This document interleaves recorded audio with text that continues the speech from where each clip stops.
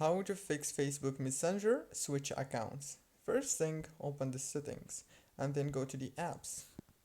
When you open the apps right here, you will find every app you have on your phone. Search for Messenger and then click on it like this, exactly. And then click on Force Stop. After that, click on Storage or the internal storage. Click on Clear Cache and Clear Data.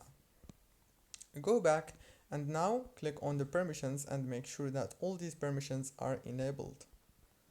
After you enable all the permissions, now go back to the home page, open the Play Store or the App Store if you are using iPhone. Search for Messenger and then click on Update. That's it, very easy and simple as you can see. So don't forget to like and subscribe to the channel. See you in the next tutorial. See you later.